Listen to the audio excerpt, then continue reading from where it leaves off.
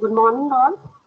On behalf of Alumni Association, Alumni Committee and Vivekanand Cell, IBPG College Panipat, and in my own behalf too, I, Dr. Nidhi, Assistant Professor of English, welcome you all on this auspicious occasion. It's my proud privilege to announce the presence in our midst this morning of Advocate Ranjit Singh Yadav, Prant Sahitya Seva Pramukh, Vivekanand Kendra, Kanyakumari, who is here to favor us with an inspiring interactive lecture on Swami Vivekanand and Universal Brotherhood. I welcome Shri Sushil Chahal, Convener Panipat Branch, Vivekanand Kendra, Kanyakumari, and Shrimati Rajni Sharma, Co-Convener, Panipat Branch, Vivekanand Kendra, Kanyakumari. I also welcome the teaching fraternity and the participants. As we know, Swami Vivekananda was a supreme powerhouse of will and vision for the whole nation, especially the upcoming youth, and that too when India, that is Bharat, was in her days of extreme adversities, the worst victim of degradation.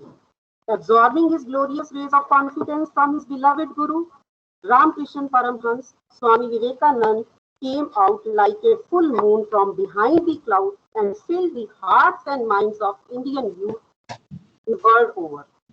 He always delivered his message with peace before and blessings behind, inspiring us to strive, to seek, to find, and never to leave. Narendra, for that was Swami Vivekananda's real name, was only a word used when he chanced to see Swami Ramakrishna Paramhans at a discourse about God. Narendra could not take in what Swami Paramhans said, so he rudely came out. Oh Swami, can you show me God? Swami Paramhans said, why not, my dearest child? God is present here, there, and everywhere. Vivekananda said, where Swami? Yes, where precisely? Swami Paramhans touched his own heart with the palm of his right hand and said, here, look here, my child, and then tell me, isn't God present here in your heart? Narendra was virtually hypnotized. The touch of the master had alchemized him into pure gold.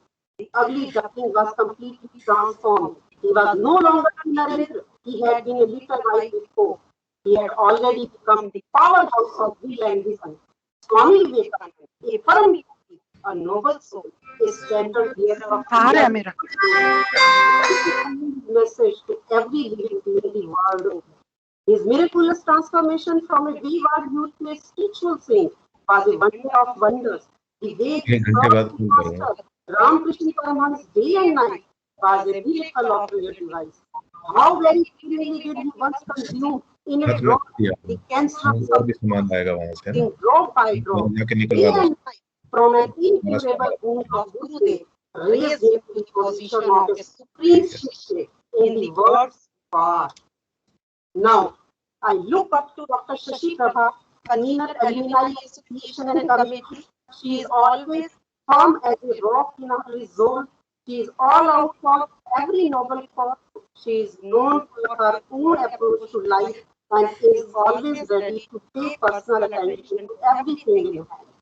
कम से कम उन्नति की दुआ ही सही, कम से कम उन्नति की दुआ ही सही, कुछ ना कुछ हर किसी को दिए जाएगी. With these words, I humbly invite Dr. Shashi Prabha, convener Alumni Association and Committee, to introduce the keynote speaker of the event, Dr. Shashi Prabha. आप सभी को मेरा प्रेम भरा नमस्कार. आईबी प्रबंध समिति सचिव व अलुमनाई एसोसिएशन के प्रेसिडेंट श्रीयुत रवि गोसाई जी, माननीय प्राचार्य महोदय डॉक्टर अजय कुमार गर्ग जी, आज के मुख्य वक्ता एडवोकेट श्री रणजीत सिंह यादव जी, हरियाणा प्रांत साहित्य सेवा प्रमुख विवेकानंद केंद्र कन्याकुमारी, सह संयोजिका श्रीमती रजनी शर्मा जी, पानीपत नगर संयोजक विवेकानंद केंद्र श्री सुशील चहल जी हमारे एलुमनाई भी हैं, उपस्थित प्राध्यापक गण एवं प्यारे विद्यार्थियों, समस्त उपस्थिति, आप सभी को मेरा हार्दिक अभिवादन, अभिनंदन। विवेकानंद केंद्र कन्याकुमारी पानीपत ब्रांच के सहयोग से आयोजित संगोष्ठी में मैं आप सभी का हार्दिक अभिनंदन करती हूँ, स्वागत करती हूँ। एडवोकेट श्री रणजीत सिंह जी का हार्दिक अभिनंदन करती हूँ और आभार व्यक्त करती हूँ कि इतना बिजी शेड्यूल होते हुए भी आपने हमारे नम्र निवेदन को स्वीकार किया। वैसे तो आपका व्यक्तित्व किसी परिचय का मोहताज नहीं है, आप के द्वारा किए गए कार्य आपका परिचय खुद ब खुद दे देते हैं। वकालत के क्षेत्र में आपका बहुत बड़ा नाम है, परंतु फिर भी मैं अपने विद्यार्थियों को आपका संक्षिप्त परिचय देना चाहूंगी। आप डिस्ट्रिक्ट कोर्ट्स रेवाड़ी में क्रिमिनल एडवोकेट के पद पर कार्यरत हैं।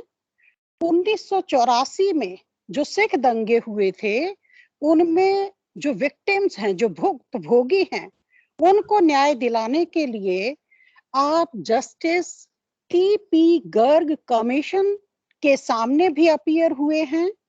आप कुशल वक्ता हैं, उत्तम तार्किक शक्ति के स्वामी हैं और इसके साथ साथ बहुत ही विनम्र और डाउन टू अर्थ हैं।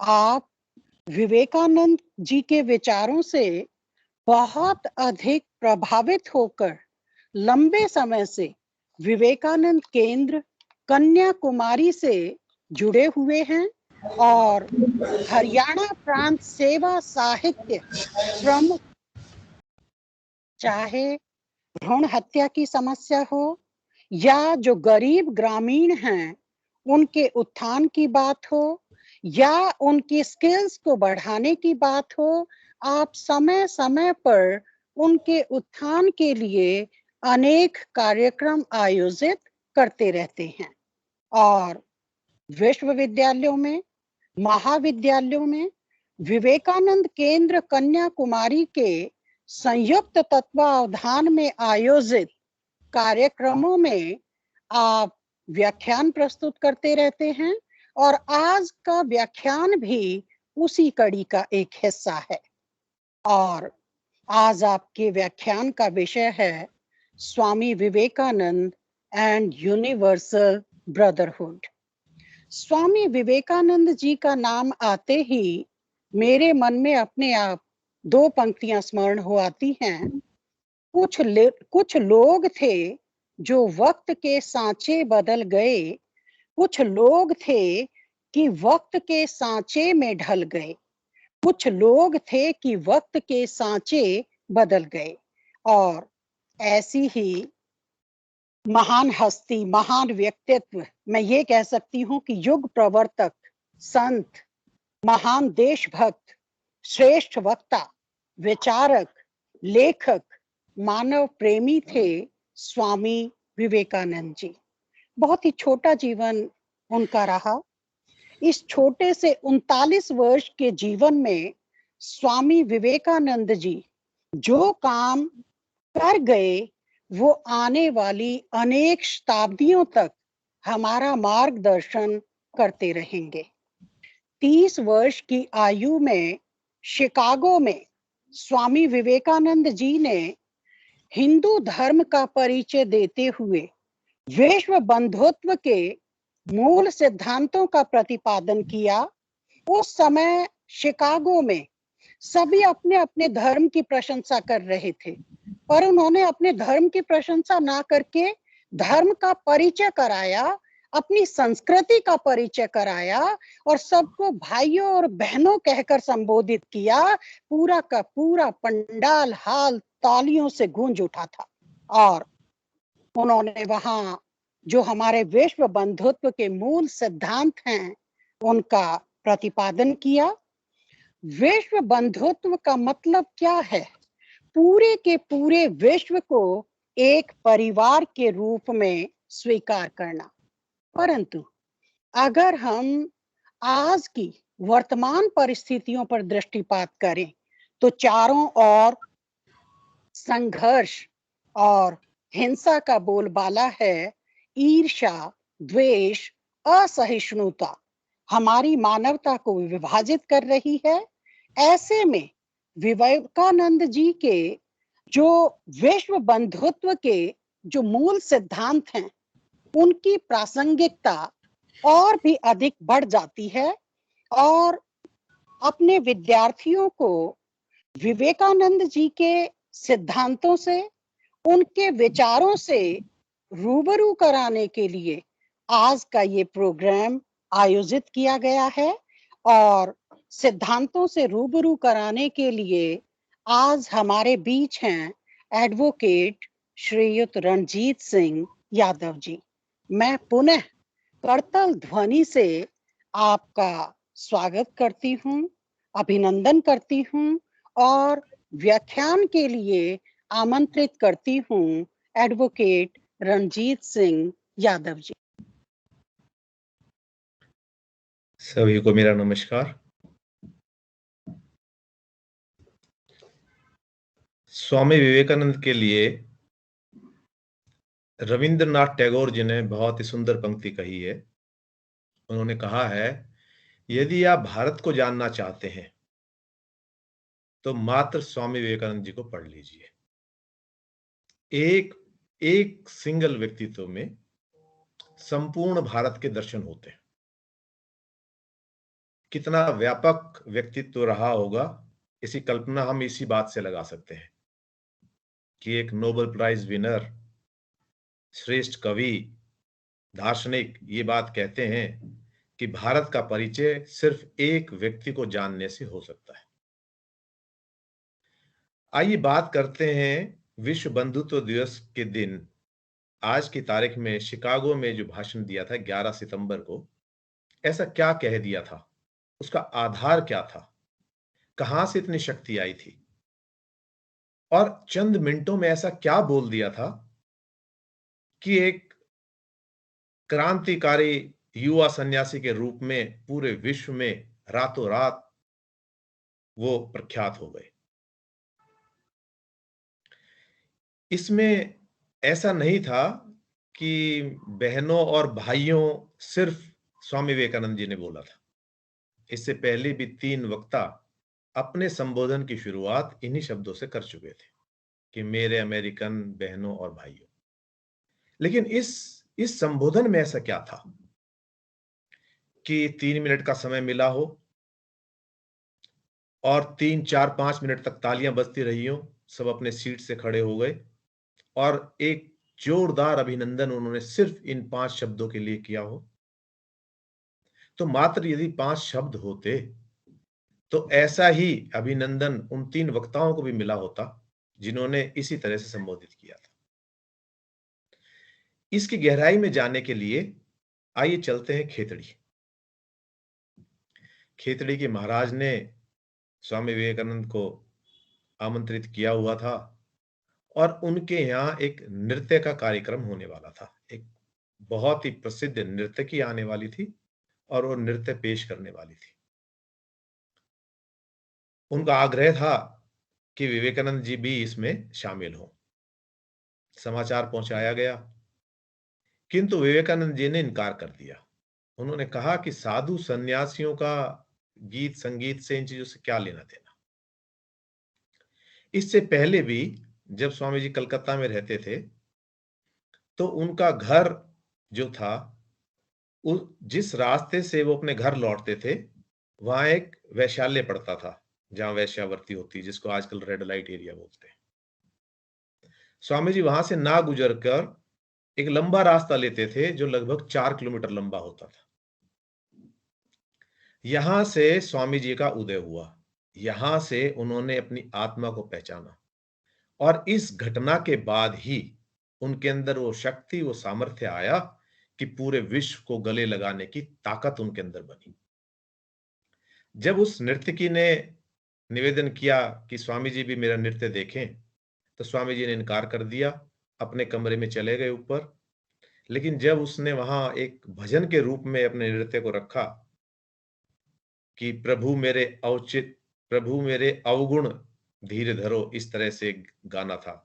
और जब उन्होंने उसको रखा, उस संगीत को, उस गीत को रखा, तो उसके अंदर आ रहा था कि लोहा तो वही है, एक तरफ वो छुरी के रूप में काम में आता है और दूसरी तरफ दीपक बनकर ईश्वर के सामने आराधना के लिए उपयोग में आता है। अब स्वामी जी की आंखें खुल गई। स्वामी जी ने देखा कि आत्मा तो एक ही है, कार्य कोई कुछ भी कर रहा हो। उस नर्तकी को ही स्वामी जी ने अपना गुरु माना और उसके शब्दों में जो बात निकल के आई वो यह थी कि आत्मा जो है वो प्रमुख है। आदमी कोई भी कार्य करे, किसी भी तरह का कार्य करे, कितना भी घृणित कार्य करे, लेकिन यदि उसके मूल में सत्य है, उसकी आत्मा में सत्य है, वो सत्य से प्रेरित है, सत्य से बिंधा हुआ है, सत्य से प्रकाशित है, तो ऐसा व्यक्ति कभी गलत नहीं हो सकता, कार्य मजबूरी में कुछ भी कर रहा हो। स्वामी जी एकाएक ऊपर से नीचे आए और उस नर्तकी के पैर छुए, माफी मांगी। यहां से स्वामी जी का उदय होता है। यहां से उनको विश्व बंधुत्व का संदेश मिलता है कि 30 करोड़ भारतीय जिस सूत्र से जुड़े हुए हैं, जिस चीज से जुड़े हुए हैं, वो है धर्म में उनकी आस्था। और उस धर्म को समझने के लिए केवल एक ये घटना ही पर्याप्त थी। इसके बाद स्वामी जी वो जहां भी गए, जिस तरह भी गए, उन्होंने कभी किसी भी व्यक्ति से कोई परहेज नहीं किया, चाहे कोई दुराचारी हो, चाहे कोई बदमाश हो, चाहे कोई वेश्या हो, चाहे कोई सजा याफ्ता हो, किसी भी तरह के व्यक्ति से उन्होंने कोई दुराभाव रखा नहीं। अब यहां उनकी समझ में आ चुका था कि व्यक्ति को पहचानने के लिए जो मूल है वो धर्म है, और यदि धर्म को खंडित करता है आदमी, तो उसका स्वभाव से, प्रकृति से, चरित्र से, हर चीज से गिर जाता है। और यदि उसमें धर्म का समावेश हो जाता है तो व्यक्ति इतना बुलंद हो जाता है कि उसको कोई गिरा नहीं सकता। खेतड़ी से जो लिया गया अनुभव और जगह जगह जब स्वामी जी घूमे, उनमें जो दरिद्र थे, दलित थे, गरीब थे, उपेक्षित थे, उन सब के अंदर उन्होंने उसी एक आत्मा के दर्शन किए, उसी विराट ब्रह्म को देखा, उसी ईश्वर के रूप में उन सबको देखा। इसलिए तो उन्होंने कहा कि नारायण सेवा नर सेवा ही नारायण सेवा है, और मनुष्यता को जो धारण करे वही धर्म है। जब मनुष्यता के प्रति, जब किसी दलित के प्रति, किसी गरीब के प्रति, किसी निर्धन के प्रति, किसी लाचार के प्रति आपका हृदय द्रविड़ ना हो, आपके हृदय की संवेदना ना जागे, तो फिर ऐसा मनुष्य होने से बेहतर है कि मनुष्य ना ही हो। और यही कारण था जब वहां उन्होंने अमेरिकन बहनों और भाइयों कहा था, उसके पीछे मूल ये था कि अमेरिका में 1 महीने तक दर-दर की ठोकरें खाई उन्होंने, उपेक्षा का शिकार हुए बहुत जगह उनका तिरस्कार हुआ, जगह-जगह कहीं उनको खाने की व्यवस्था नहीं हो पाई, कहीं रहने की व्यवस्था नहीं हो पाई, कहीं लोगों ने उनको जाति सूचक शब्द कहे, कहीं रंग भेद से उनको संबोधित किया गया, कहीं लोगों ने तरह-तरह की बातें उनको कही। लेकिन आप देखिए, यही मानवता का आधार था और यही असली धर्म है कि इतना सब कुछ होते हुए भी स्वामी जी ने उनको अमेरिकन बहनों और भाइयों कह के संबोधित किया। उनके स्वभाव में लेश मात्र भी परिवर्तन नहीं आया। उन्होंने यही माना कि अज्ञानवश ही ऐसा कर रहे हैं। उन्होंने अपने धर्म को सबसे ऊंचा रखा, और धर्म को परिभाषित यहां करते हुए यहां स्वामी जी कहते हैं कि धर्म का आधार ज्ञान है। कौन सा ज्ञान? जो शुद्ध है, जो सात्विक है, जो यथार्थ है, जो कभी ना बदलने वाला है। और उसी ज्ञान की शक्ति थी कि एक शब्द मुंह से निकला और लोग बाग दिल से जुड़ गए। वो शब्द आत्मा को भेद गए, वो शब्द उनके मन की गहराइयों में उतर गए और ताली बजाने से उनको रोक ना सके। इन शब्दों के पीछे धर्म की शक्ति थी। इन शब्दों के पीछे लाखों लाखों साल का इतिहास था।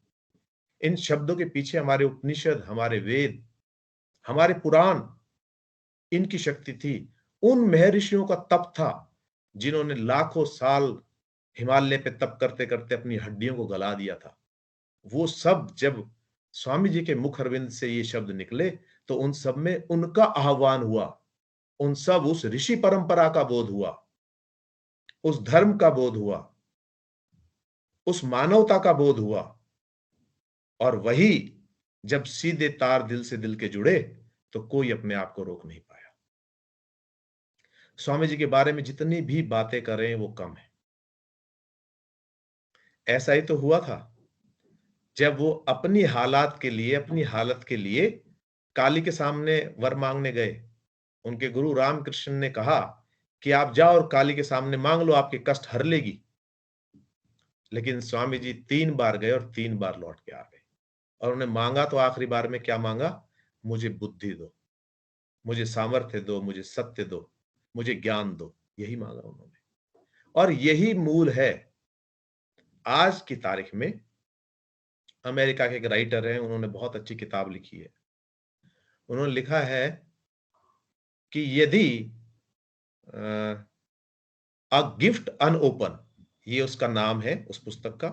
उसमें उन्होंने लिखा है कि यदि 11/9 के संदेश को उस दिन सारे विश्व ने सुन लिया होता तो 9/11 ना हुई होती, वर्ल्ड ट्रेड पे हमला ना हुआ होता।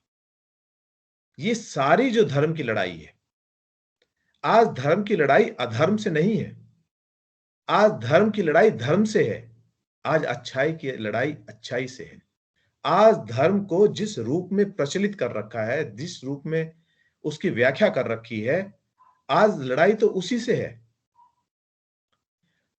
जिस तरह से अंधकार को कोई निमंत्रण नहीं देता, कोई उसको बुलाता नहीं है, अंधकार अपने आप प्रकाश को घेर लेता है और जैसे ही प्रकाश मंद पड़ता है उसको अपनी आगोश में ले लेता है।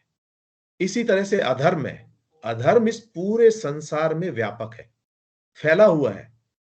अधर्म को दूर करने के लिए धर्म का प्रकाशित होना बहुत आवश्यक है। और जब तक धर्म प्रकाशित रहेगा, अधर्म अपने को फैला नहीं पाएगा। और इस अधर्म को प्रकाशित होने से रोकने के लिए हमें यत्न करना होगा, हमें प्रयत्न करने होंगे, हमें कोशिश करनी होगी, हमें जीवटता दिखानी होगी, हमें उस ज्ञान को समझना होगा, हमें धर्म को अपने यथार्थ स्वरूप में समझना होगा। और जब हम ऐसा कर पाएंगे तो ही हम धर्म और अधर्म के बीच जो युद्ध है उसमें विजयी हो पाएंगे। स्वामी जी की शक्ति का क्या आधार था? धर्म क्या देता है? एक छोटा सा शब्द धर्म, इसको यदि हम समझें, स्वामी जी का पूरा चिंतन इसको लेके था। और स्वामी जी में यदि निर्भयता थी, यदि चरित्र की शक्ति थी, तो उसका आधार केवल और केवल धर्म था। यदि आप धर्म की परिभाषा को लें तो धर्म कहता है धायते इति धर्म, जिसको हम धारण करें, जिससे हमारी रक्षा होती हो, वही धर्म है। अब इसको हम एक फॉर्मूले के रूप में ले सकते हैं। जैसे वाटर का फार्मूला है H2O, 2 मॉलिक्यूल हाइड्रोजन के और 1 मॉलिक्यूल जब ऑक्सीजन का मिलेगा तो पानी का निर्माण हो जाएगा। इससे भिन्न आप कोई भी समीकरण बनाएं, पानी नहीं बनेगा। इसी तरह से ये एक सूत्र बन गया जिससे हमारी रक्षा होती हो। अब इस सूत्र को आप कहीं भी लगा के देखिए, धर्म की परिभाषा अपने आप निकल के आ जाएगी। छोटा सा उदाहरण लेते हैं, क्या हाथ धो के खाना खाने से हमारी रक्षा होती है? होती है तो वो धर्म है। क्या सड़क पर बाएं ओर चलने से हमारी रक्षा होती है? होती है तो धर्म है। धर्म मानसिक चेतना का वो रूप है जो आपको असत्य से परे लेके जाता है, जो आपको आपके यथार्थ से परिचय कराता है, जो आपके असली स्वरूप से आपको परिचय कराता है। और जब व्यक्ति का परिचय उसके असली स्वरूप से हो जाता है तो उसमें निर्भयता आ जाती है, उसमें अटल विश्वास आ जाता है, उसके अंदर वो सामर्थ्य पैदा हो जाता है जो स्वामी विवेकानंद में था, और उसके अंदर डर सारा खत्म हो जाता है। यूनिवर्सिटीज, स्कूल, हमारे शिक्षण संस्थान जितने भी हैं वो पढ़ाते हैं, बहुत सारी चीज पढ़ाते हैं, विज्ञान पढ़ाते हैं, प्रोफेशनल एजुकेशन देते हैं, आर्ट्स पढ़ाते हैं, सारी चीजें पढ़ाते हैं। लेकिन धर्म को कोई पढ़ा नहीं सकता। क्यों नहीं पढ़ा सकता? क्योंकि जितनी भी पढ़ाई आज शिक्षा जगत में हम कर रहे हैं, वो हमारा परिचय इस भौतिक जगत से करा रही है। वो हमें सामर्थ्य बना रही है, वो हमें सबल बना रही है इस भौतिक जगत के अंदर सुविधापूर्वक जीने के लिए। लेकिन यदि निर्भयता और चरित्र की हम बात करें, तो वो धर्म से आती है। और धर्म अनुभव की चीज है। धर्म सीखने सिखाने की चीज नहीं है। यदि धर्म सीखने की चीज होती, तो आज दुनिया की अनेकों यूनिवर्सिटियों को संघर्ष नहीं करना होता। आज एक बच्चा एक दूसरे बच्चे का गला नहीं काटता। आज एक विद्यार्थी एक अध्यापक के सिर पे चाकू नहीं रखता। एक अध्यापक को गोली नहीं मार देता। क्योंकि कौन सी यूनिवर्सिटी, कौन सा अध्यापक, कौन सी शिक्षण संस्थाएं ऐसा चाहेंगी कि उनके बच्चे इस तरह का व्यवहार करें? कोई भी नहीं चाहेगी, स्वाभाविक है। लेकिन यह भी सत्य है कि इस अनुभव के लिए हमें अपने अंदर उतरना होगा। इस अनुभव के लिए उस शक्ति को पहचानना होगा। इस अनुभव के लिए हमें उस ज्ञान तक पहुंचना होगा जो शुद्ध है, जो यथार्थ है, जो सात्विक है। उसको पहचानने के लिए हमें अंतर्बोध की आवश्यकता है। हमें अपना चिंतन अंदर की ओर करना पड़ेगा। और वही तो हुआ था जब स्वामी जी ने मुक्ति की कामना करते हुए अपना सारा जीवन उसी ओर लगा दिया। और रामकृष्ण परमहंस जी ने एक सवाल पूछा था कि ये जो साधना कर रहा है, ये ध्यान कर रहा है, इसका उद्देश्य क्या है? तो स्वामी विवेकानंद ने बड़े सहजता से उत्तर दिया कि मुक्ति। और केवल छोटी सी बात मुक्ति कहते ही रामकृष्ण जी बिफर पड़े और उन्होंने कहा कि तू इतना स्वार्थी हो जाएगा कि अपनी मुक्ति के लिए, अपने मोक्ष के लिए, अपनी एनलाइटनमेंट के लिए तू केवल अपने तक स्वार्थी हो जाएगा? बस इतनी ही तेरी सोच है। मैं तो तेरे को उस वट वृक्ष की तरह देखना चाहता था जिसपे हजारों लाखों लोग जिसकी छाया में बैठेंगे, हजारों पक्षियों को जिसपे आसरा मिलेगा। और ऐसा कहते ही उन्होंने स्वामी जी की आंख खोल दी। उन्होंने बताया कि तेरे जन्म, तेरी जो ज्ञान है, इसका उद्देश्य मानवता का निर्माण करना है। और स्वामी जी स्पष्ट शब्दों में कहते हैं कि शिक्षा का मुख्य उद्देश्य मानवता का निर्माण करना है। उस छुपी शक्ति को पहचानना है जो सब हम लेके पैदा होते हैं। यदि हम बेसिक इंस्टिंक्ट की बात करें, आप देखिए, क्या सत्य बोलना बेसिक इंस्टिंक्ट है या झूठ बोलना? यदि आप देखोगे तो सत्य ही बेसिक इंस्टिंक्ट है। कैसे? कितना भी बदमाश आदमी हो, कितना भी सजा याफ्ता मुजरिम हो, यदि आप उससे समय पूछेंगे तो वो आपको सही समय ही बताएगा। आप उससे एड्रेस पूछेंगे, कितना भी झूठा व्यक्ति हो, सही एड्रेस ही बताएगा। क्यों बता रहा है? क्योंकि उसके मूल के अंदर सत्य है। वो जब तक झूठ का सहारा नहीं लेता, जब तक कोई स्वार्थ उसके आड़े नहीं आता। धर्म की परिभाषा करते हुए स्वामी जी कहते हैं कि जैसे अग्नि का एक धर्म है, अग्नि की क्वालिटी है, अग्नि की एक कैरेक्टरिस्टिक है कि वो जब भी जलेगी प्रकाश देगी, जब भी जलेगी ऊष्मा देगी, हीट देगी, और जब भी जलेगी उसकी लौ ऊपर की ओर उठेंगी, अगेंस्ट ग्रेविटेशनल फोर्स, गुरुत्वाकर्षण के विपरीत उसकी लौ ऊपर की ओर उठेंगी। और ये उसका धर्म है। और इस धर्म से कभी भी अग्नि विमुख नहीं होती। किसी भी परिस्थिति में, किसी भी स्थिति में, चाहे आप -10 डिग्री में अग्नि को जलाइए तो भी यही स्वभाव रहेगा, आप 20 डिग्री में जलाइए तो भी ये स्वभाव रहेगा, आप भारत में जलाइए तो भी ये रहेगा, और अमेरिका में जलाइए तो भी ये रहेगा। ऐसे ही स्वामी जी कहते हैं कि धर्म अखंड है, धर्म काल से परे है, धर्म ना अतीत है ना भविष्य है, धर्म केवल वर्तमान है। जो आप कार्य कर रहे हैं वही धर्म है। और धर्म आपको अपने पथ से भ्रष्ट नहीं होने देता। धर्म आपको चरित्र की उन ऊंचाइयों पर ले जाकर खड़ा कर देता है कि जहां सारी चीजें बौनी नजर आती हैं, छोटी नजर आती हैं। इस धर्म का परिचय हजारों लाखों लोगों ने भारतीय इतिहास में दिया है। राजा हरिश्चंद्र, जिनको सत्य और निष्ठा के लिए जाना जाता है, उनकी घरवाली, उनका बच्चा सारी कहानी आपने पढ़ी होगी, रोहित की लाश लेके उसकी बीवी आ रही है और वो मरघट का जो कर है वो लिए बिना उसको इजाजत नहीं दे रहा है। क्या उस व्यक्ति की सारी आंखें बंद हो गई थी? उसको पत्नी, पुत्र, अपना पिता का धर्म, पत्नी का धर्म कुछ नजर नहीं आ रहा था? उसको धर्म नजर आ रहा था स्पष्ट रूप के अंदर। वो धर्म को जान चुका था और उसको ये पता था, राजा हरिश्चंद्र को, कि धर्म की कीमत अदा करने के लिए ये सारी चीजें बहुत छोटी है। इसीलिए कहा गया है कि धर्म का रूप ये है जो पत्नी से भी बड़ा है, पुत्र से भी बड़ा है, मोह से भी बड़ा है, लोभ से बड़ा है, लालच से बड़ा है, मान सम्मान से बड़ा है, इन सारी चीजों से बड़ा जब होकर निकलता है तो वो धर्म होता है।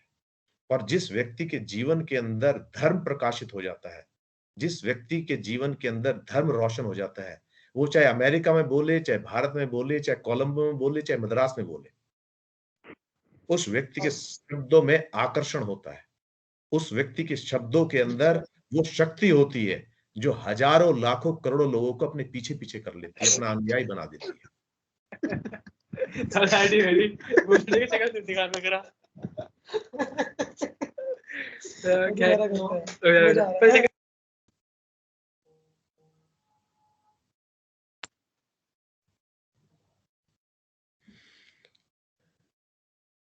कहने का भाव ये है मेरा कि आप देखिए, स्वामी जी का जीवन जो रहा सारा, उसका आधार धर्म ही रहा, उसका आधार निर्भयता रही।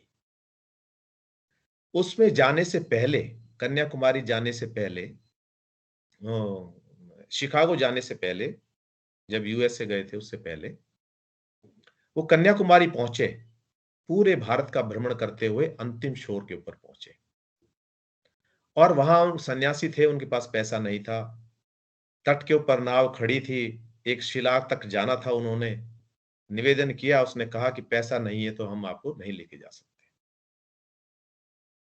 बिना सोचे समझे, बिना इस बात को देखे कि कितना गहरा समुद्र है, किस तरह की लहरें हैं, तू जीवित बचेगा या नहीं बचेगा, किसी चीज का चिंतन नहीं किया और उफनते तूफान के अंदर उस लहरों में कूद पड़े और तैर कर वहां पहुंचे और 3 दिन और 3 रात का तप वहां किया। अकेले बैठे रहे। हम आज एक कदम भी जब तक आश्वस्त नहीं हो जाते नहीं उठाते। हर चीज के लिए हमें श्योरिटी चाहिए, हर चीज के लिए हमें गारंटी चाहिए। छोटी छोटी चीजें लेके आते हैं तो हम दुकानदार से कहते हैं भैया गारंटी तो है, वारंटी तो है। स्कूल में बच्चा जाता है तो टीचर से गारंटी मांगी जाती है। घर बनाते हैं तो आर्किटेक्ट से गारंटी मांगी जाती है। और वो व्यक्ति जिसको अभी कुछ नहीं पता कि उस शिला के ऊपर जानवर हो सकते हैं, सांप बिच्छू हो सकते हैं, खाने कोई व्यवस्था है या नहीं है, किस तरह से बैठेगा, किस तरह से गुजरेगी रातें, कोई चिंता नहीं, कोई भय नहीं। और वहां जाके 3 दिन और 3 रात उन्होंने तप किया और उसके बाद उनको उद्देश्य स्पष्ट हुआ कि मुझे क्या करना है।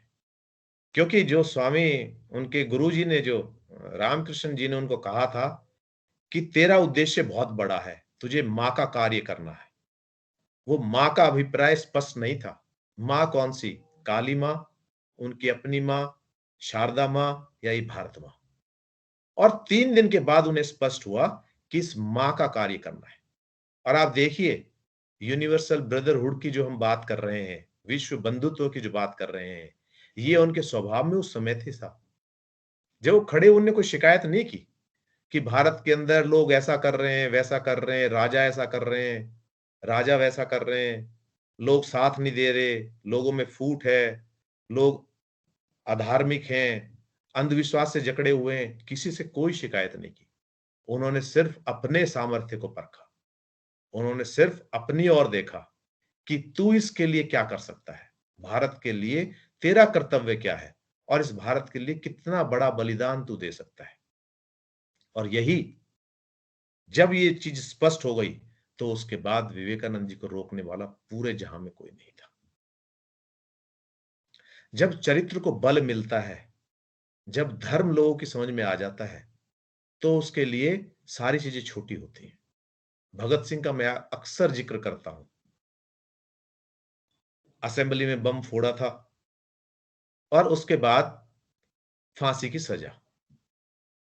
बहुत सारे लोगों ने कोशिश की कि सजा टल जाए और अंग्रेज अधिकारियों ने कहा, गांधी जी के माध्यम से कहलवाया कि यदि भगत सिंह माफी मांग लेता है तो हम उसकी फांसी की सजा माफ कर देंगे। भगत सिंह के पास ये संदेश भेजा गया। वो भी एक वकील ही थे, नामी वकील थे इलाहाबाद हाई कोर्ट के, जो संदेश लेके गए थे। उन्होंने भगत सिंह को बहुत समझाया। उन्होंने कहा कि यदि मान लो ये फांसी टल जाती है तो तू युवाओं को प्रेरित कर पाएगा, अपने संगठन को मजबूत कर पाएगा, भारत मां की आजादी के अंदर और ताकत से काम कर पाएगा। भगत सिंह ने बहुत ही सुंदर उत्तर दिया था कि जब तक मरना नहीं आएगा तब तक हम जी भी नहीं पाएंगे, और यदि मैंने माफीनामा लिख लिया तो इसका आधार बनाते हुए अंग्रेज और अत्याचार बढ़ाएंगे और लोगों की वो कामना, जो चिंगारी इस कारण से भड़की है, वो सब बुझ जाएगी। कायर और बुजदिल लोग मुझे कहेंगे, और यदि मैं इसके विपरीत फांसी पे लटकता हूं तो एक बुलंद चरित्र और निर्भयता के रूप के अंदर भगत सिंह का स्थापित किया जाएगा और भगत सिंह का नाम हर उस जगह लिया जाएगा जहां पर लोग कुर्बानी की बात करेंगे, जहां पर लोग देश पर न्यौछावर होने की बात करेंगे। और ऐसा ही हुआ। भगत सिंह के मरने के बाद जो क्रांति, जो ज्वाला फूटी, उसने कुछ ही सालों के अंदर देश को आजाद कराया।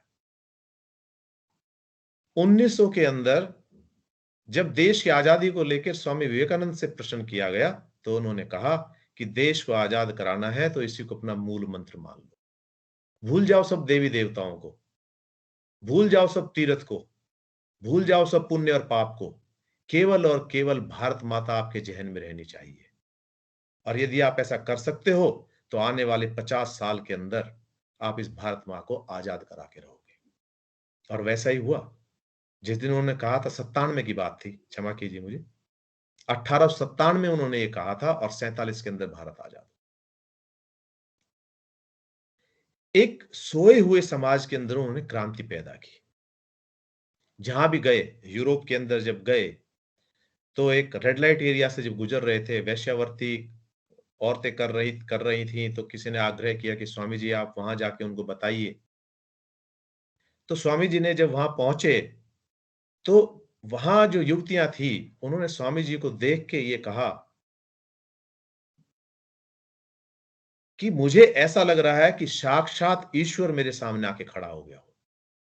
ये उनकी पवित्रता थी, ये धर्म का संकल्प था। और कहते भी हैं, जब संकल्प संकट से बड़ा हो जाए तो धर्म की जीत होती है। स्वामी जी के अनेक उदाहरण इस तरह के हैं। स्वामी जी ने कभी जीवन में किसी से कोई शिकायत नहीं की। स्वामी जी ने अपने सामर्थ्य को हमेशा बढ़ाया और उनके सामर्थ्य का आधार धर्म ही रहा। और इस तरह के अनेक उदाहरण उनके जीवन में रहे, चाहे वो भारत हो, चाहे विदेश में रहा हो। जब बात चलती है नारी शक्ति की तो स्वामी जी ने बड़े सुंदर रूप से उत्तर दिया था। उन्होंने कहा था कि भारत की नारियां हाथ नहीं मिलाती, वो पिछड़ी हुई है। तो स्वामी जी ने बड़ा सुंदर उत्तर दिया था कि क्वीन एलिजाबेथ से क्या आप हाथ मिलाते हो? यूं नहीं। तो ये बोले इसी तरह से आप तो भारत की क्वीन एलिजाबेथ से हाथ नहीं मिलाते, किंतु भारत की प्रत्येक नारी महारानी के समान है, इसीलिए वो इस आचरण को धारण नहीं करती।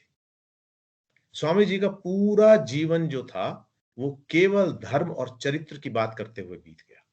उन्होंने कहा कि चरित्र से जो व्यक्ति गिर गया उसका पतन निश्चित है, और जिसका आधार चरित्र है उसको किसी भी कार्य में कोई भी रोक नहीं सकता। तो आज जो विश्व बंधुत्व का जो संदेश है, आज इस बात को समझने की बहुत ज्यादा आवश्यकता है।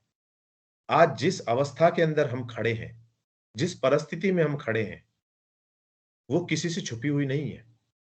अफगानिस्तान में जो आप देख रहे हो, जो घटनाक्रम अफगानिस्तान में चल रहा है, पाकिस्तान में चल रहा है, जाति के नाम पर, संप्रदाय के नाम पर, वोट बैंक के नाम पर, पार्टियों के नाम पर, राजनीति के नाम पर जो विघटन का कार्य पूरे देश में चल रहा है, उसको यदि खत्म किया जा सकता है तो केवल और केवल उसका एक ही आधार है कि धर्म को हम उसके मूल रूप में समझें, आत्मा की शक्ति को हम उसके मूल रूप में समझें। और इस तरह से ही हम केवल विश्व बंधुत्व का संदेश फैला सकते हैं। इस पे एक बहुत अच्छा सा उदाहरण, एक रिसर्च हुई थी कुछ दिनों पहले, और वो रिसर्च ये बताती है कि किस तरह से हम आपस में एक दूसरे से कनेक्टेड हैं। उसमें क्या हुआ कि कुछ एरिया पॉइंट आउट किए पूरे विश्व में जहां बंदरों की प्रजाति रहती थी, पूरे वर्ल्ड के अंदर। और साइंटिस्ट ने क्या काम किया कि एक साथ सभी जगह आलू को भूना, उसके ऊपर मट्टी लगाई और मट्टी के अंदर दबा दिया, और हर जगह पर ऑब्जर्वेशन चल रही थी। और बहुत ही अचंभे की बात है कि जैसे ही एक बंदर ने उसको समझा, आलू को उसको छील के खाया, उसके 2 मिनट के अंदर अंदर हजारों लाखों किलोमीटर दूर सभी बंदरों ने यह कर लिया। तो कहीं ना कहीं कोई जुड़ाव था, जो पूरे दिन से कुछ नहीं हो रहा था। एक जैसे एक बंदर ने एक क्रिया की, तुरंत ही 2 मिनट के अंदर सभी द्वीपों पर, कितनी दूरी पे हो, वो सब ने इसी तरह एक क्रिया की और उस आलू को निकाला, छीला और खाया। इसका दूसरा उदाहरण मिलता है कि किस तरह से हम कनेक्टेड हैं। यज्ञ की जो कामना है, घरों के अंदर जो पूजन किया जाता था, घरों के अंदर जो आरती गाई जाती थी, पूरा परिवार इकट्ठा होकर आरती गाता था सामूहिक रूप से, सवेरे हवन इत्यादि किया जाता था, वो किस लिए किया जाता था, उसके आधार को हम वैज्ञानिक रूप से देखेंगे। विश्व के अंदर, पूरे विश्व के अंदर 20, 30, 40 जगह फ्रीक्वेंसी मीटर्स लगाए, और वो फ्रीक्वेंसी मीटर इस बात को रिकॉर्ड करने के लिए थे कि जब भी कोई संवेदनाएं, कोई भावनाएं नॉर्मल से ऊपर उठेंगी या नीचे गिरेंगी तो उनमें इंडिकेशन आएंगे। और ऐसा इंडिकेशन जब लगा था तो पहली बार आया जब जापान के अंदर सुनामी आई। जापान के अंदर सुनामी आई, उसके 3 दिन बाद फ्रीक्वेंसी बढ़ी। तो सारों ने देखा कि 3 दिन बाद क्यों बढ़ी, तो उसका कारण जो स्पष्ट हुआ वो ये था कि इस समाचार को पूरे संसार में फैलने में 3 दिन लगे। लेकिन इससे भी ज्यादा चौंकाने वाली बात यह थी कि जब वर्ल्ड ट्रेड सेंटर पर हमला हुआ, उसके 3 दिन पहले फ्रीक्वेंसी बढ़ गई। सारे वैज्ञानिकों ने पूरे संसार में जानने की कोशिश की कि कहीं कोई अप्रिय घटना तो नहीं घटी, लेकिन छोटी मोटी घटनाओं के अलावा कोई बड़ी घटना इस तरह की घटी नहीं थी जो फ्रीक्वेंसी को इस रूप से बढ़ा दे। सबको बड़ा अचंभा था। और 3 दिन बाद, मात्र 3 दिन बाद वो घटना घटी।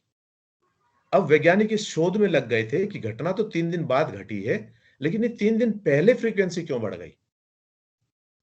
तो उसका उत्तर हमारे वेद ने दिया, उसका उत्तर उपनिषद से मिला कि सामूहिक रूप से किया गया भावनात्मक प्रयास वो इतना बड़ा संदेश देता है कि उससे पूरा विश्व हिल जाता है।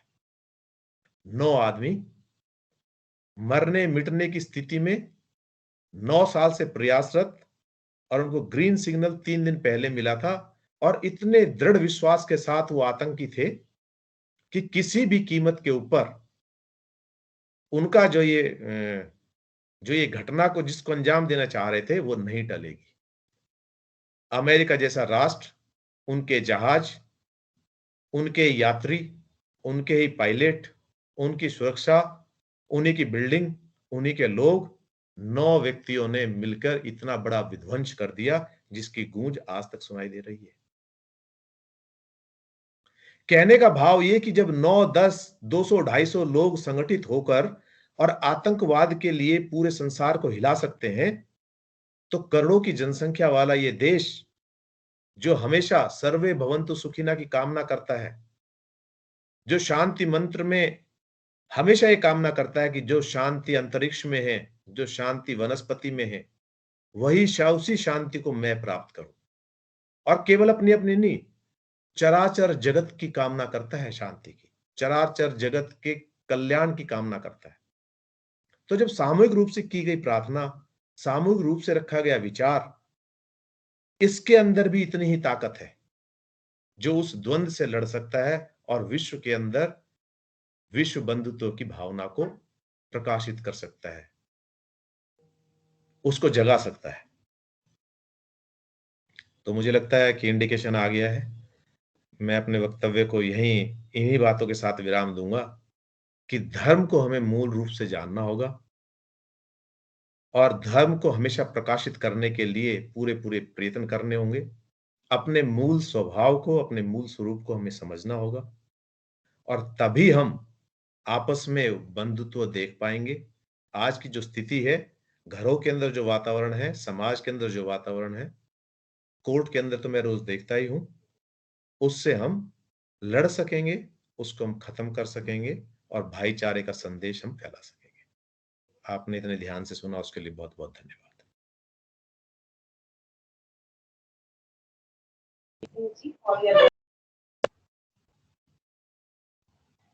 बताया कि उनकी शक्ति का आधार धर्म था।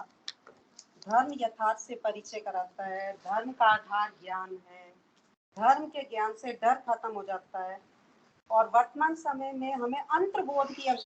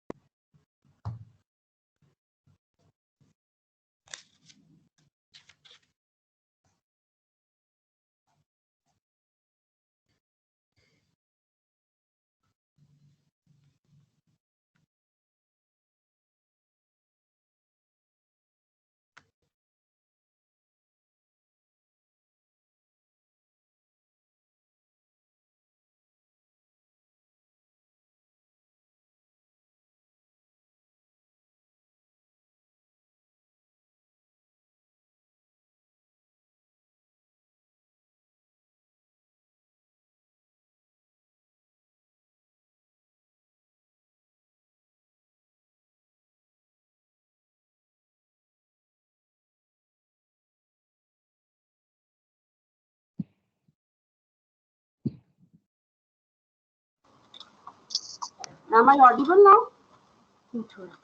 Am I audible? Yes, now audible. Yes. Okay. We are lucky to have Shrimati Rajni Sharma ji, co-convener Panipat branch Vivekanand Kanyakumari, in our midst this afternoon. She has been associated with various educational institutions of Panipat. She worked as HOD Maths at DAV Thermal School Panipat for 10 years, Vice Principal DPS Panipat for 5 years, Principal Arya Girls School Panipat for 5 years. Presently, she is working as Managing Director Apollo Group of Schools. She is only too well known for 3 things: चेहरे पर मुस्कुराहट, वाणी में मधुरता और जीवन में सादगी। यही है इनका परिचय। Smile on face, sweetness in tongue, simplicity in life. With these words, I humbly invite Shrimati Rajni Sharma ji to say a few words about युवा प्रेरणा प्रतियोगिता 2021 on the occasion. Shrimati Rajni Sharma ji. Thank you so much ma'am. आपने smile की बात की है, तो वैसे smile कितनी है वो मुझे पता नहीं है, लेकिन आपके कहने के बाद स्माइल बहुत ज्यादा आ गई. Thank you so much for such wonderful. मैं बिगनिंग से देख रही हूँ आपकी ये तीन चीजें, आपकी smile on face, sweetness and tongue अब पता चल रही है, एंड सिंपलिसिटी इन लाइफ वो दिख रहा है. That's why I have included these three things. Thank you so much. Ma'am, I requested for a clipping. Can we show it to the children? I have just sent. Just a minute, ma'am. Just a minute. Give me 1 minute.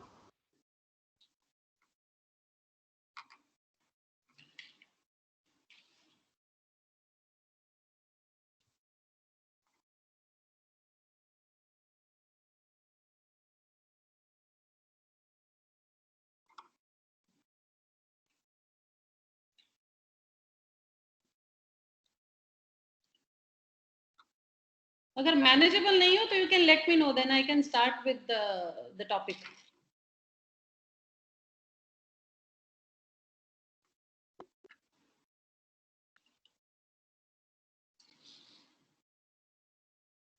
Ma'am, give me 1 minute. Sure. 1 minute. Sure.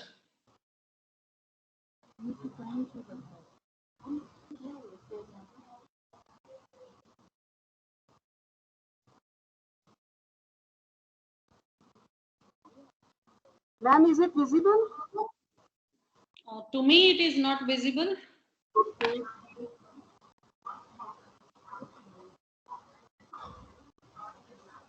Present करो मैं.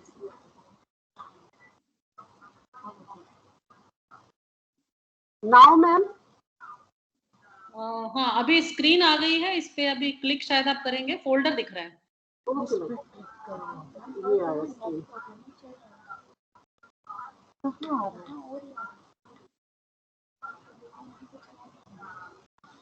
कह रही हूँ नहीं आ रहा. Shashi ma'am के नाम से फोल्डर है, इस फोल्डर पे क्लिक कर देंगे तो.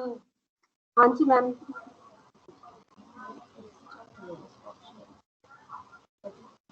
इसमें नहीं आएगा. अब नेट प्रॉब्लम का नहीं. मीडिया आप देखो प्लीज. इनके फोन से कर दो शेयर. मैम मैं करूँ क्या, मैं चलाऊँ क्या? हाँ जी मैम, एक बार आप देखिए मैम, अगर आपके एंड पे हो रहा है तो.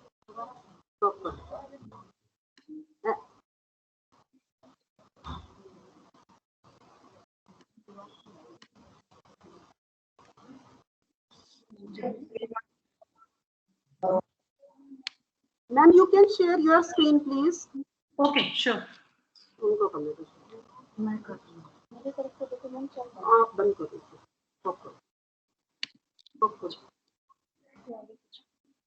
हमने क्यों? अच्छा, आपकी तरफ से आ गई थी मैम? वैसे आ गई थी एक बार. हाँ, करो. एक बार और ट्राई करती मैम. जी.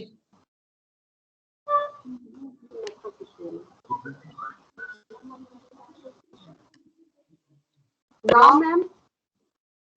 अभी वो स्क्रीन आ गई, फोल्डर आ गया, बट स्क्रीन अभी क्लिक नहीं हुआ. अभी 1 मिनट पहले हो गया था, क्लिक स्टार्ट हो गई थी. वो नेट इशू लग रहा है. नेट इशू लग रहा है. थोड़ा सा टाइम ले रहा है. जी, थोड़ा सा टाइम देगा, हो जाएगा. अकेले मैंने जो किया ना, स्क्रीन शेयर करो. हमने चलाया. मैम ये मैंने शेयर कर दिया. Is it visible? No ma'am. Yes, now it's visible. Now it's visible. It's visible. मेरा नाम है अर्जुन सिंह. 5000 साल पुरानी सभ्यता की वजह से हम हिंदुस्तानी सबको ऐसे ही झुक के प्रणाम करते हैं. When we greet one another, we fold our hands in namaste because we believe that God resides in the heart of every human being. ऐसी सभ्यता जिसमें एक कैथलिक औरत प्रधानमंत्री की कुर्सी एक सिख के लिए छोड़ देती है और एक सिख प्रधानमंत्री पद की शपथ एक मुस्लिम राष्ट्रपति से लेता है. उस देश की बागडोर संभालने के लिए जिसमें 80% लोग हिंदू हैं. We come from a nation where we allow a lady of Catholic religion to step aside for a Sikh to be sworn in as Prime Minister by a Muslim president to govern a nation of over 80% Hindus. आपकी मातृभाषा अंग्रेजी पूरी दुनिया में सबसे ज्यादा हमारे ही देश में घसी जाती है। और आपको शायद ये भी नहीं पता हुआ कि अंग्रेजी के ज्यादातर शब्द संस्कृत से लिए गए। संस्कृत का शब्द मात्र अंग्रेजी में मदर बना, भ्रातृ बना ब्रदर, ज्यामिति बनी ज्योमेट्री और त्रिकोणमिति बनी trigonometry. It may also interest you to know that many of the origins of your words come from Sanskrit. For example, Matru becomes mother, Pratha becomes mother, Geometry becomes geometry, Trigonometry becomes trigonometry. आपको शायद ये बात दिलचस्प लगे कि हमारे यहाँ 21 भाषाओं में 5,600 अखबार और 3,500 मैगजीन छपती है, जिनको पढ़ने वालों की संख्या 12 करोड़ है। आपके देश के मुकाबले में कई ज्यादा है। We have 5,600 newspapers, 35,000 magazines in over 21 different languages with a combined readership of 120 million. चांद तक पहुंच गए हम, लेकिन अब भी आप लोगों को हम हिंदुस्तानियों के हाथ में सिर्फ सांप की बीन ही नजर आती है। We have reached the moon and back, but yet you people still feel that we have only reached as far as the Indian road trip. Doctors, engineers और साइंटिस्ट की गिनती में जनाब हम सिर्फ 2 मुल्कों से पीछे। We have the third largest pool in the world of doctors, engineers, and scientists. ये थी दिमाग की बात। अब करते हैं ताकत की बात। दुनिया में तीसरी सबसे बड़ी फौज हमारे यहाँ आपके यहाँ। फिर भी मैं आपके सामने झुक के आपको प्रणाम करता हूँ, क्योंकि हम किसी को अपने आप से छोटा या कमजोर नहीं समझते। वो भी सुनाई दिया था।